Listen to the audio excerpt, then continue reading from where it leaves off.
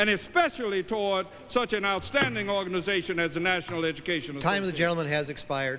Gentleman from Texas. Chairman, at this time, I'm proud to yield 2 minutes to Mr. Burton.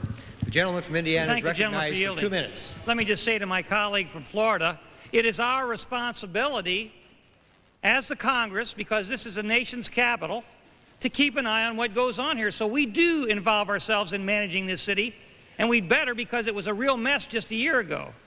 Now let me just say to one of my colleagues from Illinois that spoke a while ago, he said, we're opposing free speech. The NEA can say anything they want to, and they do, and we do not object.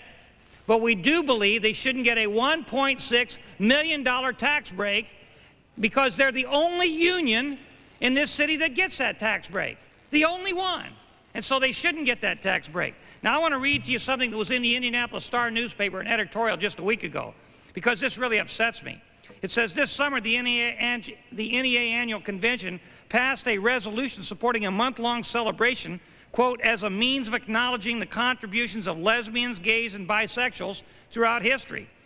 The celebration was the brainchild of Rodney Wilson, a gay high school teacher from St. Louis.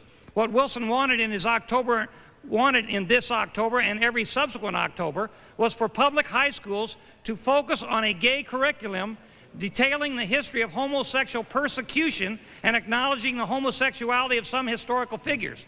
The latter alone should give parents the jitters.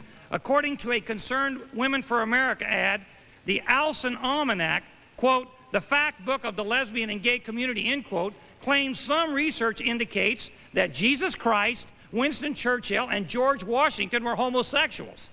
According to Newsweek magazine, not a single school in the nation accepted the History Month idea or a proposed gay curriculum. Even the NEA has gotten skittish after hundreds of teachers threatened to quit when the resolution passed in July. The Concerned Women organization was right to target the NEA action and any move to promote a Gay History Month. Comparing such a month, as some advocates have done, to Black History Month is an affront to social consciousness and common sense. Public education has embraced one foolishness after another in recent decades, but parents should scream bloody murder at the first sign of a school in their district prepared to adopt this idea. Time of the gentleman